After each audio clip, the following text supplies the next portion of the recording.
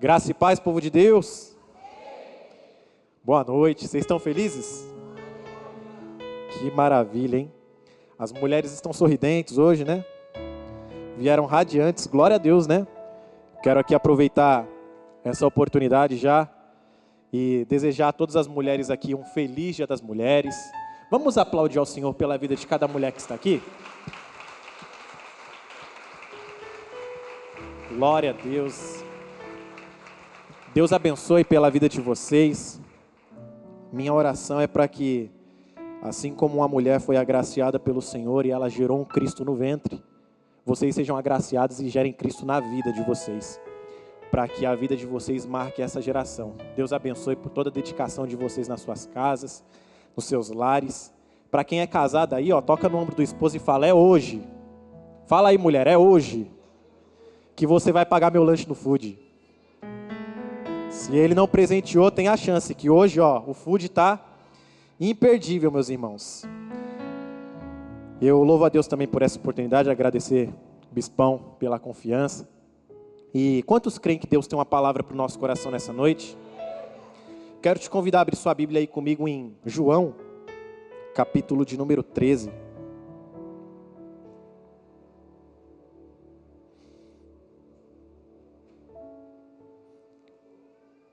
João, capítulo de número 13.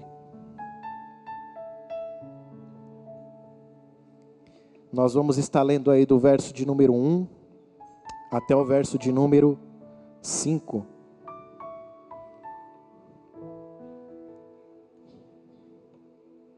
João, capítulo 13. Quem achou, diga amém. Quem não achou, fala Ted. Vou esperar você achar e vou esperar você no TED aqui amanhã, às 20 horas também, tá? Todos encontraram? A palavra de Deus diz assim, minha tradução ela é um pouquinho diferente, mas eu creio que vai dar para os irmãos entender. A palavra de Deus diz assim, antes da festa da Páscoa, Jesus sabia que havia chegado sua hora de deixar este mundo e voltar para o Pai. Ele tinha amado seus discípulos durante seu ministério na terra e os amou até o fim. Estava na hora do jantar e o diabo já havia instigado Judas, filho de Simão Iscariotes, a trair Jesus. Jesus sabia que o Pai lhe dera autoridade sobre todas as coisas e que viera de Deus e voltaria para Deus. Assim, mesmo sabendo disso tudo, meus irmãos, levantou-se da mesa, tirou a capa, enrolou uma toalha na cintura, depois derramou água numa bacia e começou a lavar os pés dos seus discípulos, enxugando-os com a toalha que estava em sua cintura. Pai, em nome de Jesus, nessa noite nós estamos aqui como teus filhos. Somos gratos ao Senhor pelo dia e por tudo que o Senhor tem feito por nós. Pedimos que o teu Espírito nessa noite nos tome esse ambiente, tome esse lugar, tome cada pessoa e cada família aqui. Tome a minha vida, para que a tua palavra, Senhor, que tem um endereço, que tem um propósito, que tem, Senhor, um objetivo, possa penetrar no mais fundo do nosso coração nessa noite. Que o Senhor possa tirar todas as distrações, que o Senhor possa tirar tudo aquilo que impede, talvez, corações de ouvirem e se renderem à Tua palavra e ao Senhor, ó Pai. Que o Senhor tome a minha vida, que eu diminua e que o Senhor cresça e que tudo seja para a glória do Teu nome. Amém. Amém? Pode se sentar, meus irmãos.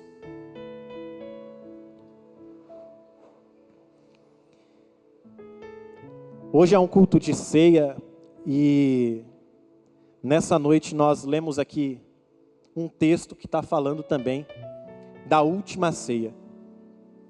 A última ceia que Jesus, no caso, teve com seus discípulos. Essa não é somente o relato da última ceia de Jesus, mas isso que nós lemos também marca os últimos eventos que aconteceram com Jesus e os seus discípulos antes da crucificação. Aqui nós estamos com Jesus numa noite de quinta-feira, no jantar que precede a Páscoa, reunido com seus discípulos em um local, para poder cear, como era costume do povo. E eu entendo que esses últimos acontecimentos, de alguma forma, eles vão nos trazer lições, ou vão nos mostrar coisas que, nessa noite, eu quero muito refletir e pensar com você aqui. Após essa ceia, a gente vai ter o acontecimento de Jesus no Getsêmani, com os seus discípulos, aonde ele se debruçou a orar ao Pai. A Bíblia diz que a sua alma estava angustiada até a morte, porque ele sabia que estava chegando o momento da crucificação. Mas no evento do Getsêmani, ele deixa para nós uma lição muito clara, que se nós estamos dispostos a viver o propósito de Deus, nós precisamos submeter a nossa vida à vontade dele. Porque na oração que Jesus faz lá no Getsêmani, ele fala: que não seja feita a minha vontade, mas a sua. Jesus deixa isso bem claro no evento do Getsêmani. A gente vai ter também, posterior a isso, Jesus lá, depois que foi entregue por Judas, no Sinédrio, diante dos doutores da lei. E ali eu diria que de uma forma muito amarga, Pedro aprende uma lição muito dura. Quando ele, olhando Jesus de longe, seguindo Jesus de longe, nega Jesus 3 vezes, Pedro ali, ele aprende que amar a Deus, ou amar a Jesus, não está baseado naquilo que nós falamos, mas na nossa decisão de escolhê-lo, até quando a nossa vida corre risco. Pedro aprendeu de uma forma muito dura, porque ele teve que negar a Jesus ali, para depois Jesus olhar para ele, e a Bíblia diz que ele chorou amargamente. A gente vai ter também, posterior a esse evento, Jesus diante de Pilatos, onde ele estava ali também de um lado de um prisioneiro chamado Barrabás. E a lição que a palavra de Deus nos deixa através do evento de Barrabás é que o Filho unigênito de Deus pagou o preço para que o Filho do Pai, que Barrabás significa Filho do Pai, pudesse ser livre e de fato ter a oportunidade de encontrar o Pai eterno. Todos esses últimos eventos, eles marcam coisas muito importantes para a nossa vida. E nós estamos aqui também agora diante de um dos últimos eventos, que como esses que eu narrei, trazem reflexões e coisas para que nós pensemos. Aqui também nós temos algumas coisas para pensar e refletir nessa noite, amém? Vamos lá. Nessa noite eu quero compartilhar um pouco com você sobre bacia, toalha e mesa. Quero falar sobre essas 3 coisas com você: bacia, toalha e mesa. Afinal de contas, a gente está falando aqui da última ceia. Só que para a gente pensar um pouco sobre isso, eu quero convidar você a refletir comigo em cada um desses versículos que nós lemos, porque nesses versículos existem coisas muito profundas que nós precisamos pegar para nós, porque esse texto termina Jesus dizendo que nós devemos imitá-lo, fazer como ele fez. E o texto começa dizendo que já estava perto da festa da Páscoa, eles estavam ali no último jantar, só que a parte B do versículo 1 diz que Jesus tinha amado os seus discípulos durante todo o seu ministério na terra, e os amou até o fim. Jesus, ele amou estes homens durante todo o seu ministério, e os amou até o fim. Jesus não deixou de amá-los. E olha só, o ministério de Jesus durou 3 anos e meio. Quantos anos? 3 anos e meio. E durante esse ministério de Jesus, ele escolhe pessoas para segui-lo, para andar com ele, para aprender com ele. Só que quando eu me deparo com as pessoas que Jesus escolheu, a primeira pergunta que vem na minha cabeça, que talvez pode ser a pergunta que você também pensa, é: o que deu na cabeça de Jesus para escolher esses caras? A gente vai ver Jesus escolhendo um cara chamado Simão, que ele era conhecido como Simão Zelote. Ele fazia parte de um movimento, por exemplo, que se opunha ao governo de Roma, e se opunha não de forma branda, mas de forma violenta. Jesus escolhe esse cara. A gente vai ver, como eu costumo sempre falar aqui, Jesus escolhendo um cara por nome Mateus, que ele era um cobrador de impostos, um cara mal visto na sociedade, levava fama até mesmo de corrupto e de traidor, porque ele estava trabalhando para Roma, sendo judeu, um cara que aparentemente não tinha nada de especial. Todo mundo aí já conhece o Pedrão, né? Pescador, junto com todos ali os seus irmãos, e Jesus escolhe esses caras. Pessoas que não tinham, no palavreado mais claro, nada para oferecer a Jesus.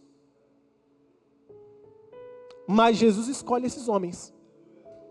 E o texto que nós lemos aqui diz que Jesus amou estes homens durante todo o seu ministério. E os amou até o fim.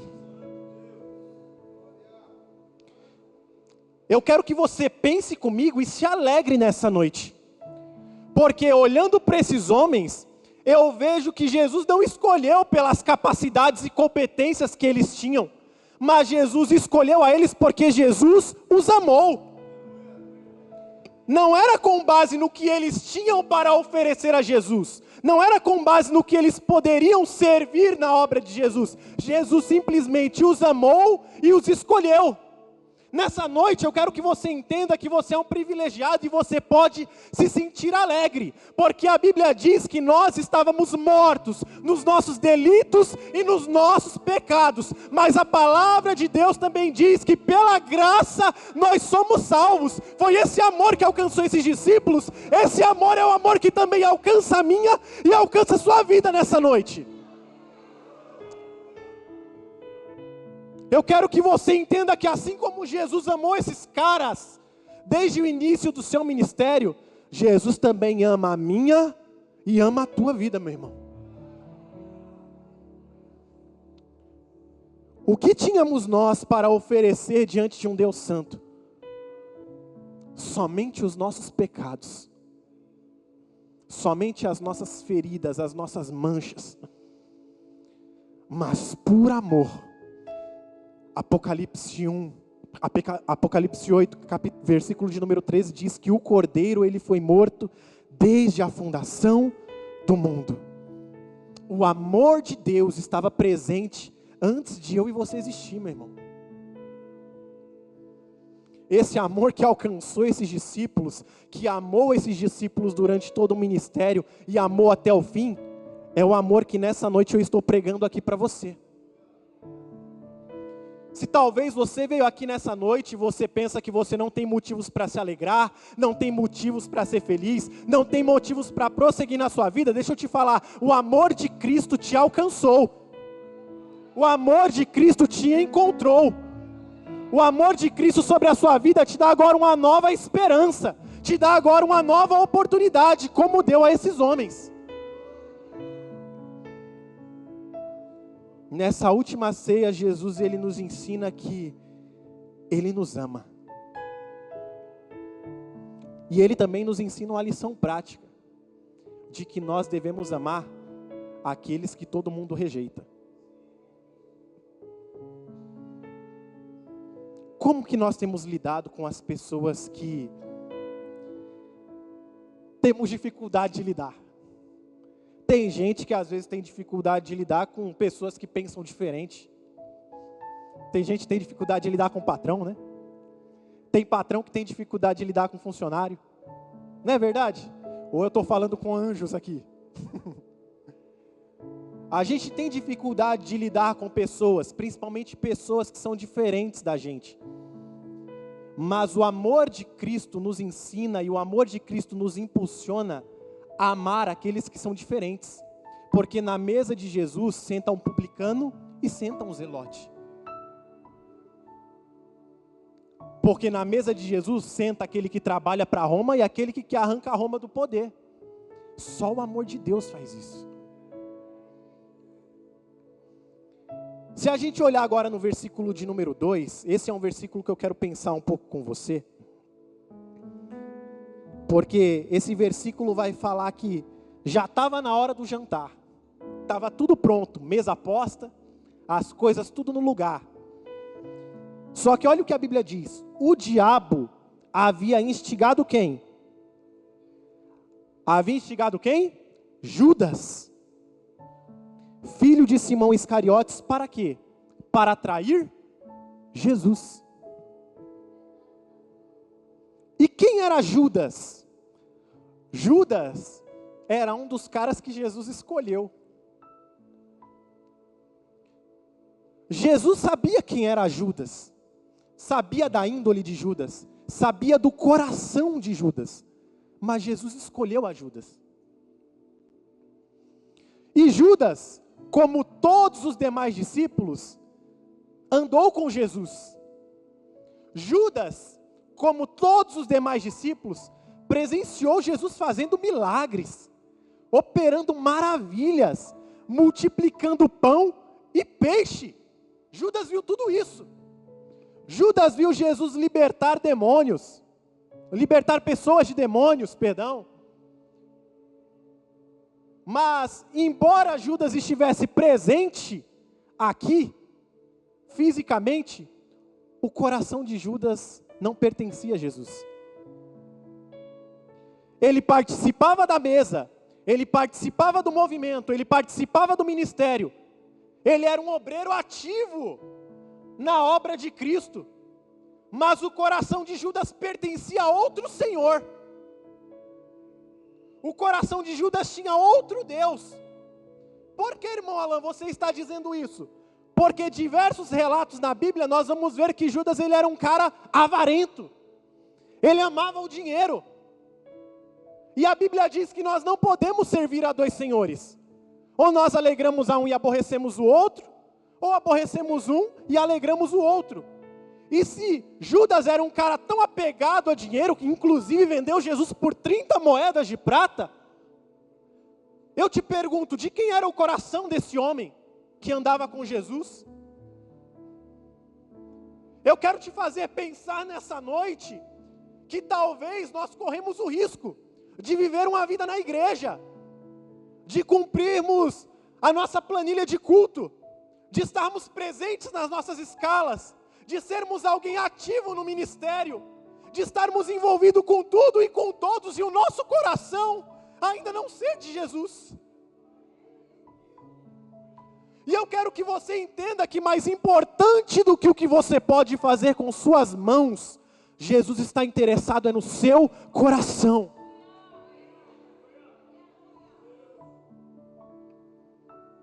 E o perigo de nós possuirmos outro Senhor que não seja Jesus, é que o trono do nosso coração é um trono aberto para Satanás sentar e usar.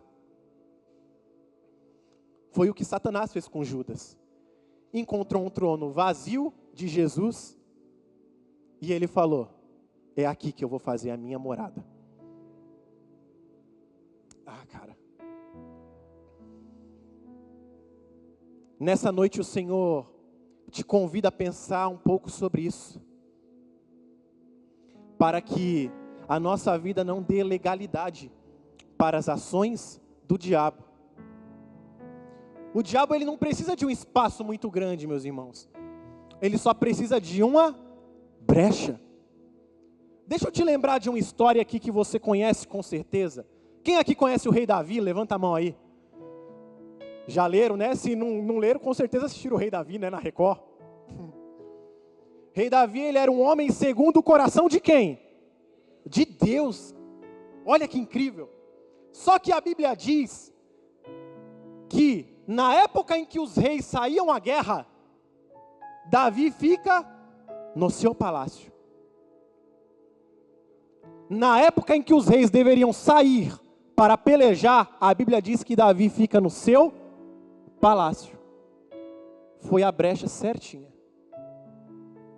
Porque quando você não faz o que você foi chamado para fazer, você vai fazer o que você não foi chamado para fazer. Davi estava fazendo o que ele não foi chamado para fazer ali. E no momento em que Davi ele abre essa brecha, olha só, aparece uma mulher na sacada, aonde Davi olha, e quando a gente vai ver Davi, ele convida essa mulher para ir até o seu palácio. A mulher não tinha muita escolha, porque era o rei que estava chamando. Ele vai lá, se deita com essa mulher, ou seja, ele adultera porque ele era um homem casado, e essa mulher também era casada, ele adultera com ela. Não bastasse isso, quando ele sabe da notícia que a mulher está grávida, ele chama o seu marido de volta, e vai lá e faz o quê? Mata esse homem. Através de uma pequena brecha, uma grande destruição aconteceu. E nessa noite o Senhor está nos alertando a fecharmos essas brechas, a entregar o nosso coração a esse Rei, a esse Senhor chamado Jesus Cristo. Porque se Ele estiver sentado no trono do nosso coração, nós não temos tempo para pensar em mais nada, a não ser nas coisas celestiais, a não ser nas coisas do reino, a não ser no propósito de Deus. Judas, por um instante, deixou Satanás entrar no seu coração, e ele foi o homem que traiu o mestre. Só que o versículo de número 3 vai nos dizer que Jesus sabia que o Pai havia lhe entregado toda a autoridade. Sabe o que isso quer dizer? Que Jesus ele tinha poder para aniquilar toda a ação de Satanás naquele momento. O Pai havia lhe entregue isso. Mas Jesus aqui ele vai nos ensinar uma lição muito poderosa. Porque Jesus, tendo o poder e tendo o direito como Deus de agir dessa maneira, o verso de número 4 vai nos dizer que Jesus ele se levanta da mesa, ele pega uma bacia, pega uma toalha, e começa a lavar os pés dos seus discípulos, inclusive desse traidor. Jesus tinha o direito de agir de outra forma, mas Jesus ele abre mão do seu direito para nos ensinar algo muito precioso nessa noite, que é bacia, toalha e mesa. Quero que você entenda o seguinte: se nós olharmos e analisarmos o contexto aqui, o povo na época de Jesus, diferente de nós, não tinha carros, automóveis, não tinha nenhum transporte público, como o ônibus que a gente reclama tanto, né, e o trem. Parte dos trajetos que as pessoas faziam na época de Jesus era a pé. Eram quilômetros e quilômetros a pé. Então eu quero que você pense comigo aqui. Imagina Jesus com 12 homens andando quilômetros com aquela sandalinha que a gente chama de sandalinha de Jesus, né? Com aquela sandalinha no deserto, no sol quente, na terra. Quando eles chegavam em alguma estalagem, em algum lugar, a pergunta que eu faço é: os pés desses homens estavam limpos ou sujos? Não é muito difícil da gente pensar isso, né? E na cultura, existia uma prática de se lavar os pés antes de comer qualquer tipo de coisa, antes de sentar à mesa para comer. Só que essa função de lavar os pés, quem dava, ou quem fazia, quem exercia, era um escravo, era um servo. Não era somente um escravo e não era somente um servo. Era o servo de classe mais baixa da casa. Em bons termos aqui, era o piorzinho. Porque eles consideravam essa ação uma ação humilhante. Uma ação que, onde é que já se viu um rabi, um mestre como Jesus, lavar pés de discípulos? William Coleman, que é um estudioso, ele diz que nem os discípulos lavavam os pés do seu mestre, porque era uma função exclusivamente do pior escravo. Então era algo que nem um discípulo fazia. E Jesus, tendo agora autoridade, poder, para fazer qualquer coisa, ele escolhe uma coisa: abrir mão do seu direito e do seu poder de fazer qualquer coisa, para se submeter a uma ação humilhante, de lavar os pés de homens pecadores. Ele pega a bacia, ele pega a toalha, e ele vai lavar os pés sujos e imundos dessas pessoas. Ah, cara, isso aqui é muito poderoso e forte. Porque eu diria que no nosso tempo, uma das coisas que nós mais temos tido dificuldade de fazer é pegar bacia e toalha e lavar os pés dos outros. Sabe por quê? Porque nós não queremos abrir mão do nosso direito.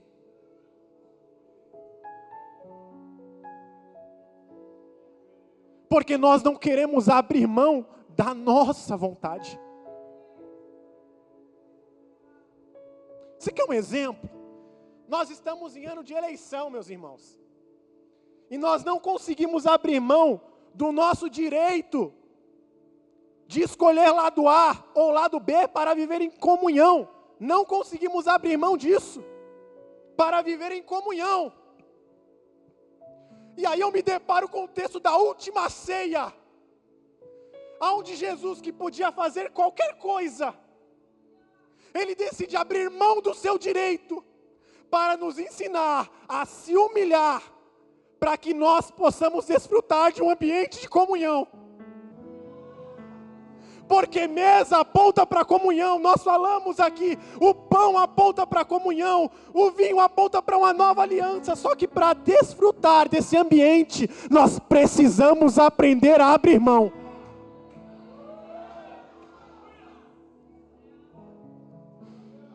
O Senhor nos convida nesse tempo a ser pessoas que abrem mão do direito para viver o propósito de Deus. Pouco importa a minha vontade, meu irmão, pouco importa a tua vontade. O que importa é a vontade, os planos e os propósitos de Deus para esta igreja. Aleluia!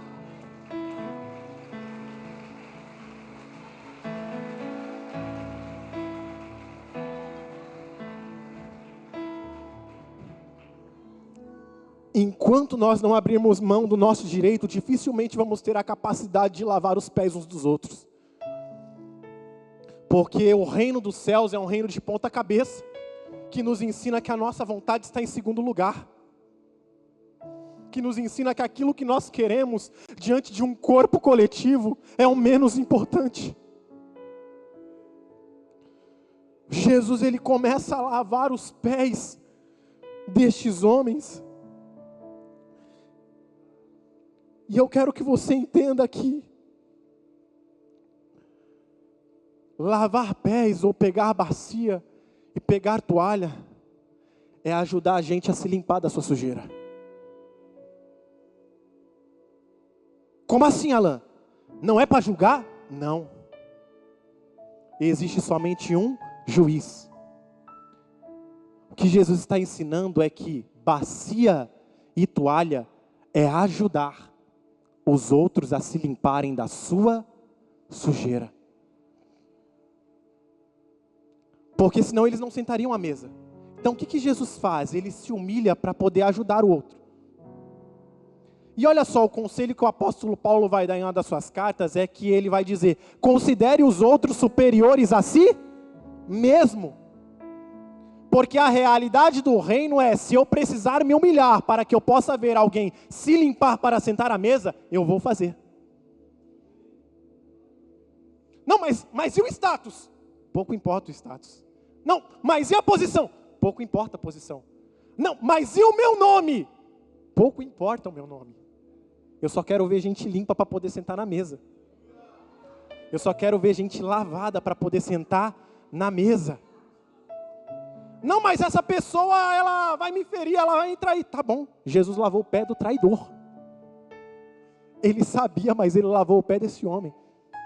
Então, eu e você não temos desculpa. Eu e você não temos justificativa diante do que Jesus está nos ensinando nesta noite. Somos indesculpáveis diante de Deus. Bacia e toalha é ajudar os outros a se limpar. Mas bacia e toalha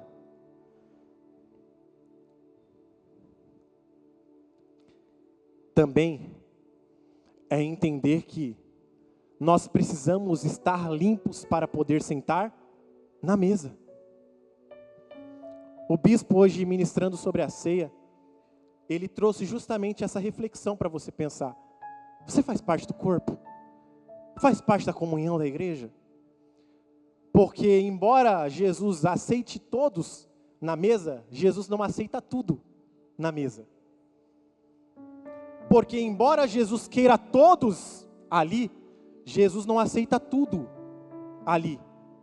É necessário que coisas sejam tiradas para nós desfrutarmos de um ambiente chamado mesa da comunhão. Por isso eu quero que você pense nessa noite, o que você precisa tirar da sua vida? O que você precisa lavar pela palavra da sua vida? O que eu preciso tirar da minha vida? O que eu preciso lavar na minha vida para que eu possa sentar na mesa da comunhão? Porque a vontade de Jesus é que nós sentemos nela, mas Jesus também quer que nós nos limpemos. Jesus também quer que nós tiremos aquilo que nos impede. E se talvez está difícil de você tirar sozinho, não se preocupe, porque Jesus tem levantado pessoas para te ajudar a se limpar da sua sujeira. O reino dos céus não é um reino individual, meu querido, ele é um reino coletivo, onde nós dependemos e nós precisamos uns dos outros. Não é vergonhoso falar que está sujo, vergonhoso é sentar na mesa sujo. Bacia e toalha aponta também para a necessidade de nós nos limparmos e sentarmos na mesa. E por que Jesus quer tanto que nós sentemos na mesa? Para nós encerrarmos. É porque a mesa ela tem a capacidade de nos curar e de nos preparar para o propósito do reino de Deus. Sabe por quê? Porque na mesa não tem maior e menor. Na mesa é todo mundo igual. Na mesa todos participam do mesmo alimento. Na mesa todos bebem do cálice da mesma aliança. Mesmo sendo diferentes, na mesa nós desfrutamos do mesmo propósito. E o Senhor nos convida nessa noite para esse ambiente. Quero te convidar a se colocar de pé.